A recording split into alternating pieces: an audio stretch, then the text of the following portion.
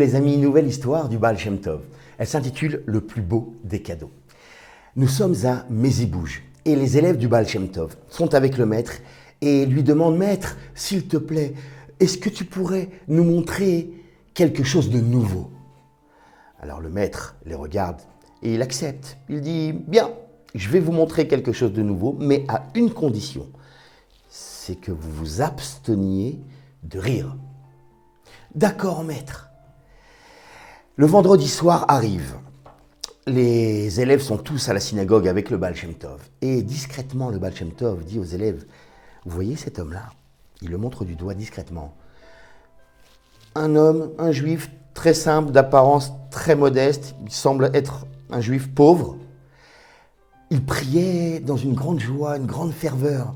Et lorsque les prières se sont terminées et que tout le monde est sorti de la synagogue pour rentrer chez soi, le Baal Shem Tov, suivi de ses élèves, ont suivi cet homme-là dans les petites ruelles de Mezibouj.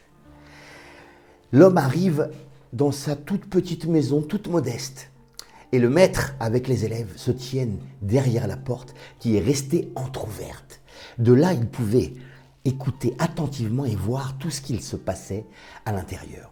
Alors, il y avait une table dressée avec des petites bougies et de l'huile bon marché, ce qui fait que les bougies avaient fait beaucoup de fumée épaisse dans toute la maison.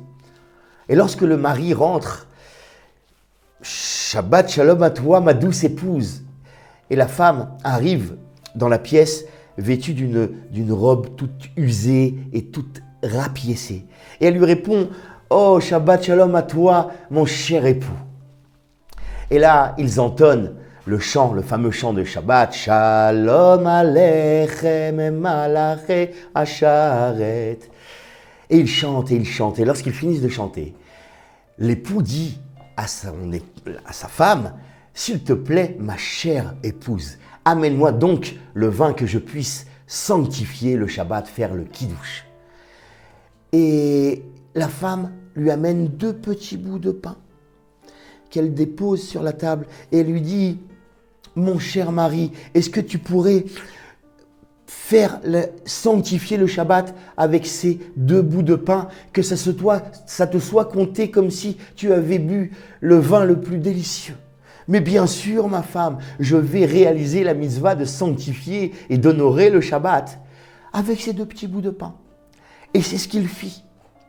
Les élèves continuent à regarder à l'intérieur la scène. Et une fois que le kiddush a été terminé, l'époux dit à sa femme, mon bonheur d'épouse, peux-tu m'amener à présent le poisson que nous puissions réaliser la mitzvah d'honorer le Shabbat? Et la femme arrive avec une casserole remplie de fèves. Les fèves, c'était le plat des pauvres à l'époque. Elle prend la casserole, lui sert des fèves dans son assiette, en met quelques-unes dans la sienne, et lui dit « Mange mon époux, que cela te soit bon et bénéfique, que le goût de ces fèves soit dans ta bouche comme celui des poissons les plus délicieux. » Et l'époux a mangé les fèves avec un grand plaisir, son visage était radieux, il rayonnait de bonheur comme s'il dégustait les mets les plus succulents. Et il se disait à lui-même, merci mon Dieu, merci de ne nous avoir rien privé d'aucune des bonnes choses qui honorent le Saint Shabbat pour réaliser, d'honorer le goût du Shabbat. C'est comme le goût du monde futur du paradis. Alors après avoir chanté les chants de Shabbat, avec une grande joie, le mari déclare à sa femme, et maintenant ma femme vertueuse, mon Neshet Chaïl, s'il te plaît apporte-moi la bonne soupe.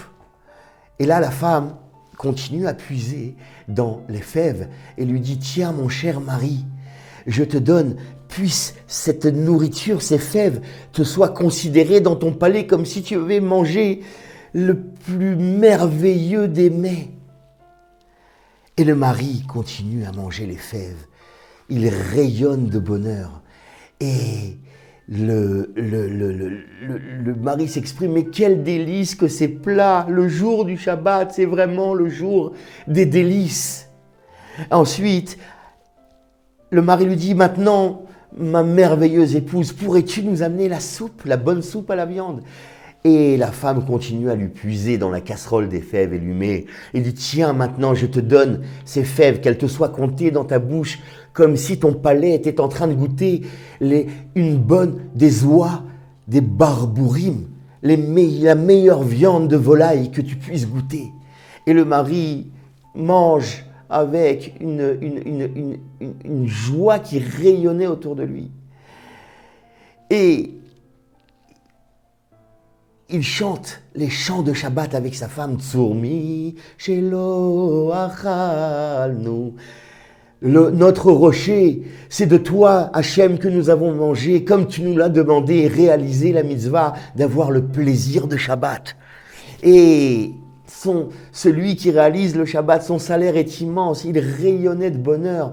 Et là, à ce moment-là, pareil pour le dessert, lorsqu'il lui demande le dessert, elle lui sert un dernier plat de fèves. Et là, le mari se lève et dit à sa femme, je t'en prie ma femme, viens, dansons, réjouissons-nous en l'honneur du Saint Shabbat. Et elle danse vers lui, et il danse vers elle, et il chante Ashrenu matov chelkenu.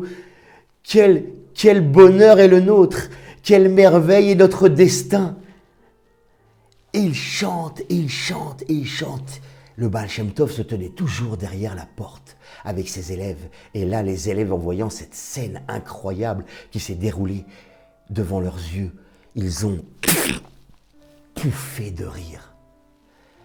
Et là, le Baal Shem Tov se retourne vers eux, gravement, et leur dit, « Vous voyez, je vous avais prévenu. Vous m'aviez promis de ne pas rire et vous n'avez pas tenu votre promesse. Et puisque vous n'avez pas tenu votre promesse, eh bien, je ne pourrai pas vous donner le merveilleux cadeau que je pensais vous offrir. » Et là, les élèves s'arrêtent net. Et ils se tournent vers le maître et lui disent fébrilement, mais maître, quel est ce merveilleux cadeau que tu voulais nous offrir? Et là, le Baal Shem Tov leur répond, j'avais demandé au ciel de vous faire mériter d'un cadeau magnifique. Ce cadeau, il aurait été que vous aussi puissiez atteindre le niveau de cet homme et de son épouse. Et que de vous réjouir, non pas des plats délicieux qui peuvent s'offrir à votre palais le jour du Shabbat, mais se réjouir de la mitzvah du Shabbat lui-même, de se réjouir d'avoir été choisi par Hachem pour pouvoir accomplir la mitzvah de sanctifier le Shabbat. Voilà le cadeau que vous avez raté. Et celui-là, vous avez gaspillé ce gâteau, ce cadeau, pardon. L'histoire se termine là et il y a un enseignement extraordinaire, je trouve. Le Harizal, un des grands maîtres de la Kabbalah, a dit que la plus grande des joies qui puisse exister, c'est la joie d'avoir reçu le privilège de pouvoir accomplir la mitzvah. Simcha shel mitzvah, la joie de la mitzvah elle-même. Il y a un grand maître chassidique qui a dit un jour, si Dieu nous avait ordonné de nous lever tous les matins pour aller prendre la hache et aller couper du bois dans la forêt tous les matins, nous y aurons été avec la même joie que celui que nous avons lorsque nous mettons les téphilines à la synagogue. Car dans notre histoire, ce modeste couple, il vit complètement cette chose-là. Peu leur importe s'ils sanctifient le Shabbat avec des beaux poissons et une bonne viande. Non, ce qui leur importe, c'est d'avoir été élus pour sanctifier le Shabbat. Rien de plus, la joie de la mitzvah. Et ça, c'est le plus grand cadeau que nous pouvons recevoir. Nous avons juste été choisis par Hachem pour pouvoir réaliser ses commandements. Et ça, en soi, c'est la plus grande des joies. Voilà, je vous souhaite une excellente année, une bonne et douce année Shana Tova Umetuka. On se revoit très bientôt la semaine prochaine pour une histoire encore plus merveilleuse. Bye bye.